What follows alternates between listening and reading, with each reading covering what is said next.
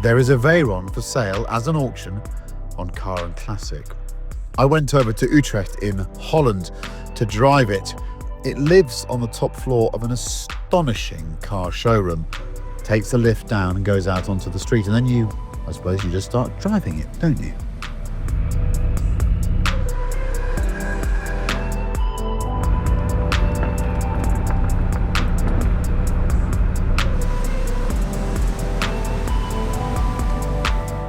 Look at that.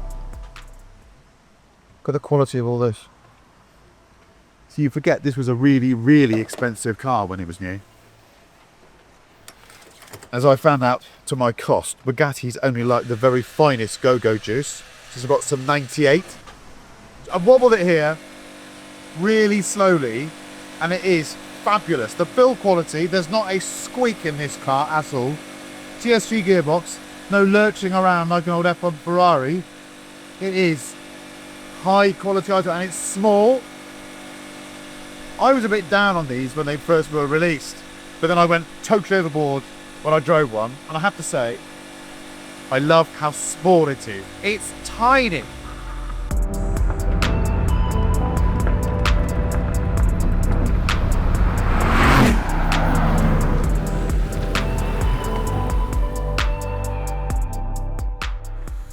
Here we are then, the Bugatti Veyron. This one's coming up for sale soon on Car and Classic, and I've been given the chance to reacquaint myself with what I think is the most ambitious hypercar project of my working life. I remember when they launched it, I was there, not on the Sicily event, but I was given 24 hours to drive it back in the day for Autocar magazine, which spawned a few YouTube videos that I think still lurk around.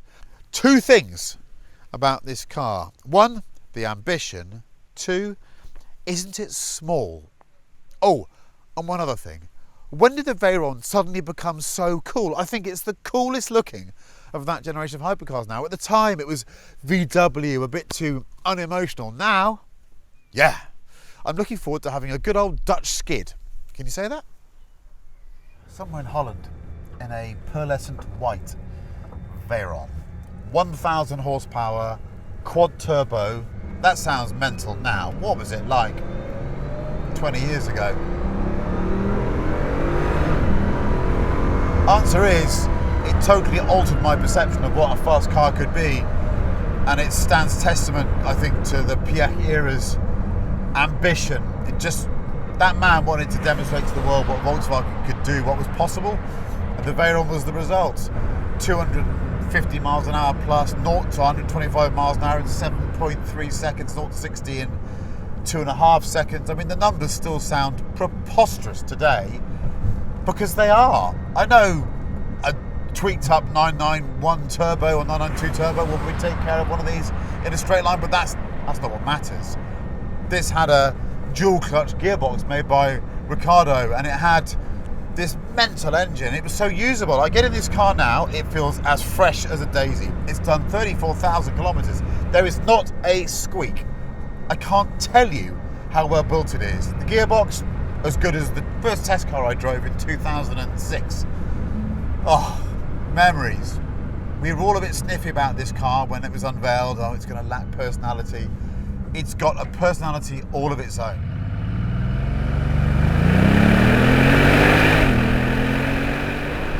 Still a magnificently fast car. Just love it.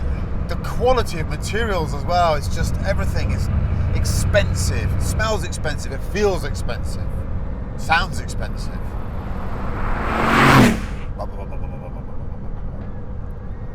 How good is that?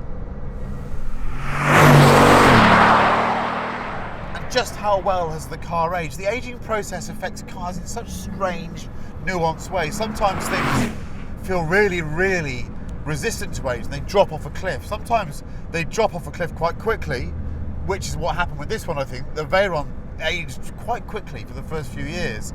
And then it not only plateaued, but now it looks youthful again to me because it's so small and the cabin doesn't have screens.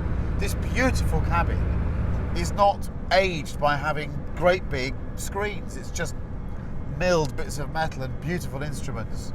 The seat is just superb, and this one has its Alcantara throughout. I'm not normally a fan of the stuff, but it's grippy, and it sort of mattes and just softens the light inside here. You might be working out that I think it's great. I really do. And when you put your foot down, wow, it's fast. I love how small it is as well. It's wide, but it's short, and it's low, but you need to see it in amongst the traffic. Have a look now what it looks like in amongst the traffic, because it just stands out. Such a clean piece of design now as well. Steering is just bang on as well. It's got the right speed rack, lovely resistance builds up. It's got steering feel actually. I said it was numb when it was new. And then there's just the performance and that unique noise. I've spent some time around trains recently, and there's a real train feeling to this, and it's meant a real compliment.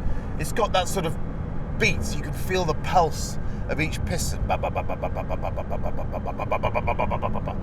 And it's unlike any other engine characteristic. It's just really something special. And it can still hitch up its skirts. I mean,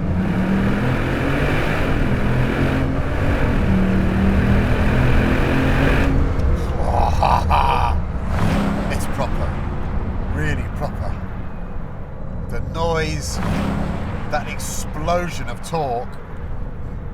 You know what, gearbox still feels pretty good.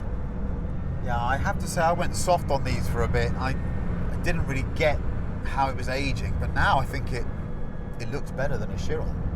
It's again a more adventurous design. There was nothing else like it. Still is nothing else like it. So, has it still got the old magic, I wonder? Sport?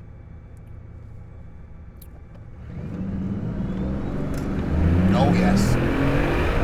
It still goes.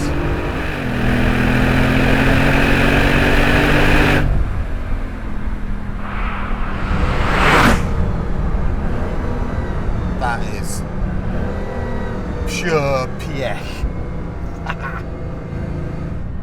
We mustn't forget this car came out, what, 2 years after the Carrera GT? 3 or 4 years after the Enzo, and it had pretty much double the power. It was outrageous in its ambition, and actually a much more rounded vehicle. You know, it can't do the track thing, it's too heavy, but God, what a machine.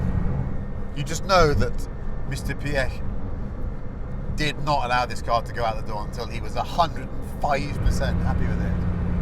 In fact, you know what? This is sort of Ferdinand Piech's headstone, isn't it? Without being morbid, you know, this is what he stood for: absolute outrageous excellence and ambition. So the Veyron is, it's his epitaph. A career that brought us the Audi Quattro, the Porsche 917, incredible vehicles. Maybe this stands proud of all of them because it's so ridiculous. And I'll bring you back to where we started. It has a quad turbocharged 8-litre W16 engine with 1,000 horsepower, and it's nearly 20 years old. I mean, that's not dropping the mic, that's just breaking people's toes with it. The Veyron is a rolling piece of history, really. The history of the industry we love, of the motor car, because of what it stood for and what it still stands for. And in a marketplace full of new hybrid, electric, hypercar thingies, I think it might be one of the coolest cars ever made.